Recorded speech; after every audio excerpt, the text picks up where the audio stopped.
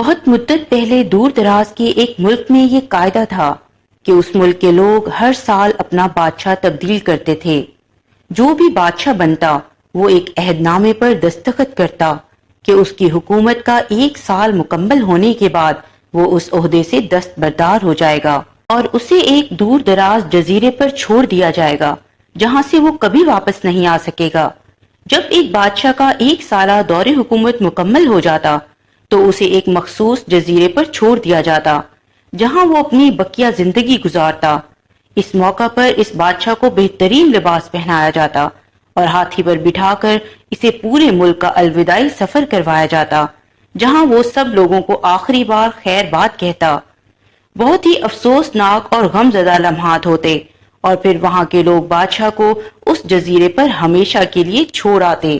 ایک مرتبہ لوگ اپنے پرانے بادشاہ کو جزیرے پر چھوڑ کر واپس آ رہے تھے کہ انہوں نے ایک ایسا سمندری جہاز دیکھا جو کچھ دیر پہلے ہی تباہ ہوا تھا، اور ایک نوجوان شخص نے خود کو بچانے کے لیے لکڑی کے ایک تختے کا سہارا لے رکھا تھا۔ چونکہ ان لوگوں کو ایک نئے بادشاہ کی بھی تلاش تھی، لہٰذا انہوں نے اس نوجوان شخص کو اپنی کشتی میں بٹھا لیا اور اپنے ملک لے آئے اور اس سے 1 سال کی حکومت کرنے کی درخواست کی۔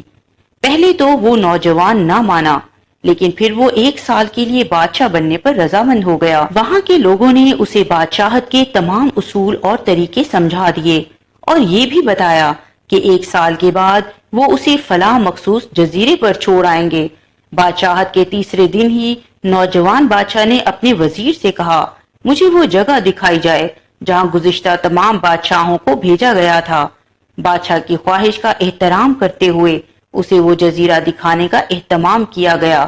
وہ جزیرہ مکمل طور پر جنگل تھا اور جنگلی جانوروں سے بھرا ہوا تھا۔ ان جانوروں کی آوازیں جزیرے کے باہر تک سنائی دے رہی تھیں۔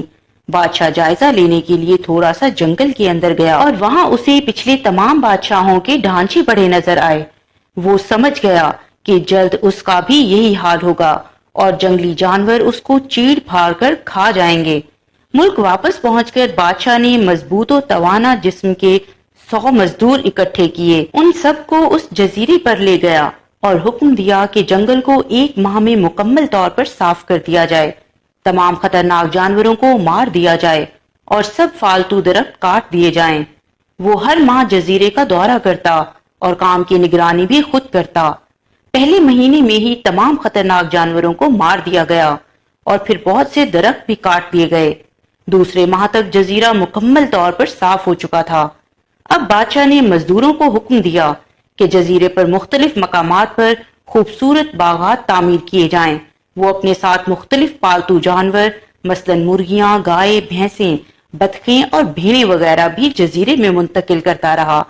تیسرے مہینے میں بادشاہ نے اپنے مزدوروں کو حکم دیا کہ ایک شاندار گھر تعمیر کریں اور اس جزیرے پر ایک بڑی سی بندرگاہ بھی بنائیں۔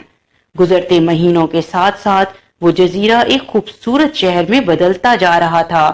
وہ نوجوان بادشاہ بہت سادہ لباس زیب تن کرتا اور اپنی ذات پر بہت کم خرچ کرتا۔ اپنی بادشاہت کی تمام تر کمائی وہ جزیرے کو بنانے میں لگاتا رہا۔ 10 ماہ گزر جانے کے بعد بادشاہ نے اپنے وزیر سے کہا، میں جانتا ہوں کہ 2 مہینے بعد مجھے جزیرے میں چھوڑ دیا جائے گا، لیکن میں ابھی سے وہاں جانا چاہتا ہوں۔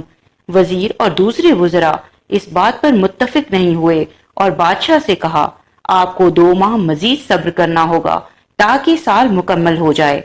سال پورا ہو جانے کے بعد ہی آپ کو اس جزیرے پر چھوڑا جائے گا۔ بالآخر 2 ماہ مکمل ہو گئے اور بادشاہ کا 1 سال ختم ہو گیا۔ حسب روایت وہاں کے لوگوں نے اپنے بادشاہ کو شاندار لباس پہنایا اور ہاتھی پر بٹھایا تاکہ وہ اپنی رعایا کو خیر آباد کہہ سکے۔ خلاف توقع یہ بادشاہ اپنی الوداعی تقریب پر بہت ہی خوش تھا۔ لوگوں نے اس سے پوچھا، اس موقع پر تمام گزشتہ بادشاہ تو رو رہے تھے لیکن آپ ہنس رہے ہیں، آپ کے اس قدر خوش ہونے کی کیا وجہ ہے؟ اس نوجوان بادشاہ نے جواب دیا، تم لوگوں نے داناؤں کا وہ قول نہیں سنا، جب تم ایک چھوٹے بچے کی شکل میں اس دنیا میں آتے ہو تو تم رو رہے ہوتے ہو اور باقی لوگ سب ہنس رہے ہوتے ہیں۔ ایسی زندگی جیو کہ جب تم مرو تو تم ہنس رہے ہو اور باقی دنیا رو رہی ہو۔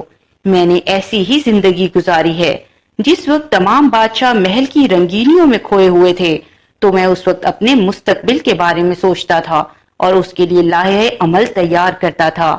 میں نے اب اس جزیرے کو ایک ایسی خوبصورت قیامگاہ میں تبدیل کر دیا ہے جہاں اب میں اپنی باقی کی زندگی نہایت چین اور آرام و سکون سے گزاروں گا۔